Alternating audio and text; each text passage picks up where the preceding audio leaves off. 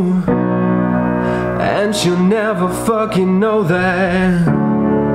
These fucking eyes that I'm staring at, let me see that ass. Look at all his cash, and I emptied out my cars too. And now I'm fucking leaning on that. Bring your love, baby, I can bring my shame. Bring the drugs, baby, I can bring my pain. That's my motherfucking words too.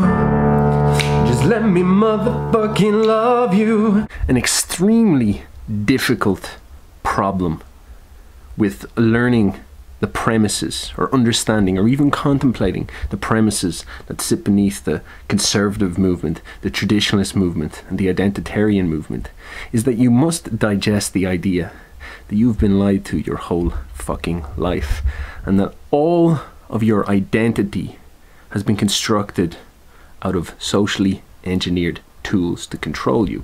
That's some fucking seriously head fucking shit, you know. It causes serious problems. That last song that I played there at the start, that was something I grew up with, you know. That was part of my late teen youth, so that resonates a lot with me. The melody's beautiful, like I really like it, I love listening to it. But as you like learn more about the world and you start to form, shall we say, a moral outlook, you see that like a lot of what the Weeknd represents is like blatant degeneracy, and it's like the most horrific kind. Like it's just total decay of any sensibility or up and downness at all, and you sort of have to reject that. But there's something in you that like still resonates with it because it's part of your identity. I guess that's the strange conflict. It's the same problem I'm finding with the purists who are often saying to reject hip-hop culture or reject everything modern, I guess, in a way. And it's weird because that causes a massive amount of cognitive dissonance, because we are fundamentally modern. Like, we're in this dilemma of being in modernity. We have crystallized our identities as moderns. Now maybe we can rediscover something from the past, but there seems to be a massive fear in me of just completely disregarding everything modern. I don't know how that's supposed to weigh itself out. That's sacrificing a part of our identity that I don't know can be done properly either. Now the thing, I guess I'm throwing a critique out there at all the trad people and all the identitarians and stuff. Ireland went through this. Like, Ireland was in a very particularly interesting position to comment on this, because we were oppressed by the Brits for what, 1,000 years. Like, we were enslaved to a culture that essentially became more advanced, and so we broke free from the Brits, and we went through this weird phase in our culture where we rejected everything British. And now I'm not sure the truth of this, but my mother used to say that Eamon de Valera destroyed all the train networks in order to get, because they were too British, they were too industrialized, they wanted to go back to something old. And there was even in the 50s, there was like, I think 15 books published in Ireland because they were so restrictive and censorship on culture, because they wanted to preserve the Irish culture. They wanted to control the Irish culture and bring it back to life. And what's really weird is that they strangled it to such an extent that it really struggled to evolve. And in order to describe this, I'm going to speak to it through music, something that I understand very intimately. Irish music, trad, is literally stuck in the 19th century. Like, the purists of trad won't even let you play guitars. And this is going to be counterpointed with a progressive and often, some people say, degenerate music like jazz, for example. But Irish music was codified almost out of the rebel movement, or the romanticizing movement of the 19th century, where they wanted to recapture the Gaelic diddly-eye, you know, wandering through forests, hunting deer type mythologized parts of the world. And you had, like, this is like Yeats. You see the start of Yeats, he was really into that. Early Yeats was really into, like, the forest and mythology and Fionn McCool and all that, and he later became more politicized, and that's sort of what was going on in Ireland. They were rediscovering their identity, the Gaelic identity, the Gaelic revival they called. This is where we got the Gaelic games from, and we get the revival of the Irish language. And that movement built itself up, and then it codified it. It matured. It hit its zenith when there was the revolution, where it was like, right, fuck the Brits, we're out. We're in 1920. We're ourselves now. And then World War II was the firm stance of being like, we're not like you. We're not even going to take part in this fucking war. So fuck you. We're different than you. But then after World War II, of course, we had the 50s and whatnot, where Ireland became incredibly conservative, and the Gaelic movement became incredibly conservative and strict.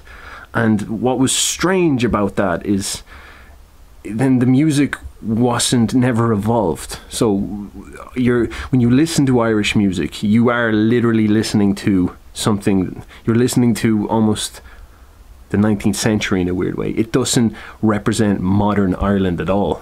And for that reason, it's beginning to die. It's the same with the language. The language really has failed to evolve and capture the imagination of people because it's just not in use. And like, there's probably many reasons for that, but I think one of the main reasons is because it feels like it was too strictly gripped, that we were so afraid of losing it that we squeezed it so hard that it couldn't evolve. Like even the censorship of those books, like say if we sort of said to people, just write a shitload of books and we'll see what happens, maybe the language would have evolved. Like even our best writer, Joyce, he wrote in English, you know what I mean? And his plan was to write the greatest book ever written by a person in the English language to be an Irishman. That was that's how he considered his way of conquering the English people, was to write the best book ever. And he fucking did it, you fucking Brits. And like, so I want to juxtapose this with the jazz movement. The jazz movement came around about the end of the 19th century as well, and this was a similar attempt by the black people to define themselves as a people, and to codify an identity. And you look at everything the blacks have done: soul music, hip hop music, R&B, blues, jazz. It all really starts with jazz, and it comes from this idea of literal anything goesism, and it is the root concept beneath degeneracy. You know, it's the root concept beneath not having standards or boundaries. It's the root concept between decay and immoralism, you could say. And many people throughout history have identified and rejected jazz for that reason. It's like it's the slow path down to shite music and, you know, postmodern art and stuff like that. Because like some jazz is very suspicious. It's just like, it's like so free that there's like no one in the audience, because they're like, what the fuck's going on here? And I've studied jazz as well, but something about jazz is incredibly vibrant in that it evolves fucking fast. Like it really changes and shifts shapes, and the whole premise of it is this constant war to get to the next level.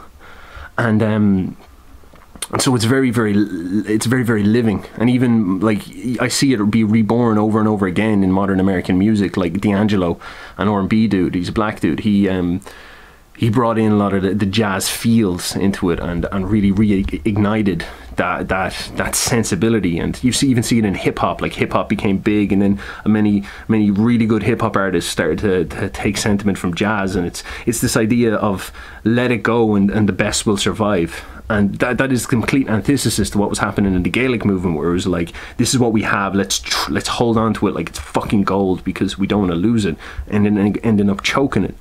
And so it leaves us in a difficult position where in order to preserve our Gaelic identity, we sort of sacrificed the ability to have an identity.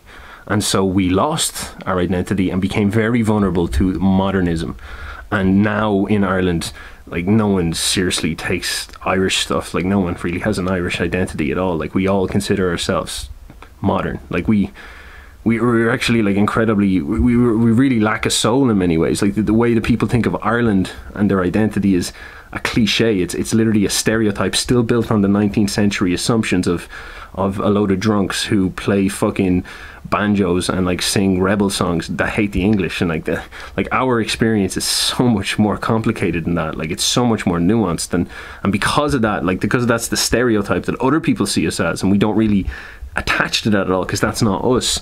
We sort of have defaulted straight into the kind of American ideals, which is, you know, progressivism, I guess, and so we're like one of the most fast-moving countries in the world. Like we legalized abortion there recently, and like that's so far from what we used to be. It's unbelievable. So it's like we're now, we didn't have anything. We lost that traditional base because we held on to it too stringently, and now we don't have anything going forward, and so we instantly default into, I guess, what's popular. It's kind of weird, and what's more is we're still layering on top of it that incredible desire to be very pious and conservative. So we're like super dogmatic about progressivism. It's so fucking crazy the way Irish people work, which is so insane.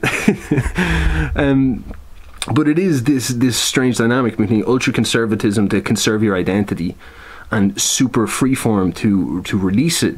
And if you go too far this end, you just like fucking degenerize into like some decrepit heroin addict who's like sticking needles in your fucking face in order to get a hit of the future. I don't know.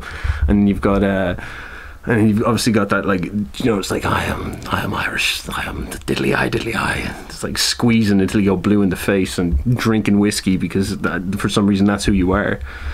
And is there a possibility of forming a good balance between, it's almost like the left and the right. It is, I guess, the left and the right problem. It's like, is there a good way of finding a balance between the two and drawing from it a evolving identity that is not just fucking like satanically insane, and but is not dogmatically totalitarian and restrictive and ultimately deathly, because it ultimately strangles you and you fail, and then that vacuum is filled by another fucking empire like the American empire. Like we defaulted straight back into it, or the EU, like we defaulted straight back into it. So this is an interesting problem of culture, and I guess to bring this concept into its full closure is that the modern identitarian movement in Europe risks falling into these patterns. I'm not sure we can go back the way people want it to.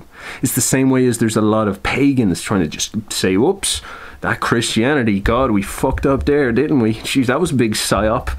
And look at us now. Now we're just going to leap straight back into Odin, and leap straight back into Irish mythology, and leap straight back into fucking, I don't know, Slavic mythology. And I'm like, look, like rediscovering that stuff is cool, but like, are you sure you can just dismantle your soul so much that you can forget about those 2,000 years of Christian worship and like social structures? Like, that's a big fucking call.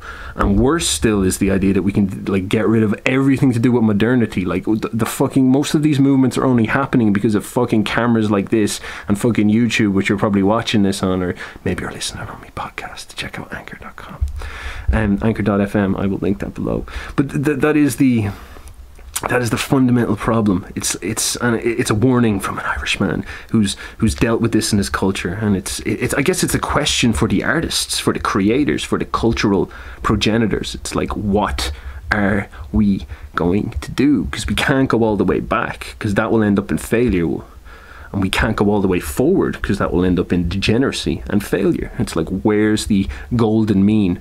Where's that beautiful middle ground? I imagine most people would say it's 66% of the way towards conservatism or something like that. You know, that's maybe a better first principle to take than fully trad, all trad. Yeah, like that's something I really, really want to push forward. It's a deep conflict in me. It's a really big conflict in me. I don't know what to do about it. I don't know how to unify that, because as a millennial, I've grown up with like internet culture. All of the music I've listened to, seriously, especially in the last 10 years, has been black music. Like one of the most famous rappers that I experienced was Eminem. I just love Eminem. Like, what is Eminem? It's just a white guy singing rapping black music, and And rock, like even rock had its soul built out of black music, and it was combined with folk music. And so you can see there that these really powerful movements and incredible art that came out of them were constructed out of two different cultures, and even they were quite progressive in their nature as well. It was almost like the evolution of traditions. So I think this conversation, again, as always, needs to go to a higher level in order to be done right, or else we do risk a serious amount of failure. So I guess this is my message to the cultural creators and the artists. What do we do about the fact that we love rap, and we love degenerate R&B, and we love talking about bitches and shit like that, and we like drinking, and we like phones, and we like, I don't know, tech? Like, what do we do about that? How do we go forward? What's the right way? Where will we find, or how will we create our identity?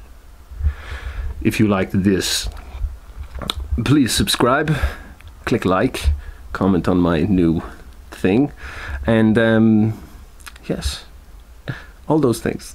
Oh, and PayPal, maybe you can drop down there and try that out. Tell me how that works. Patreon, that could be another one. So much love. Thank you for watching. See you later.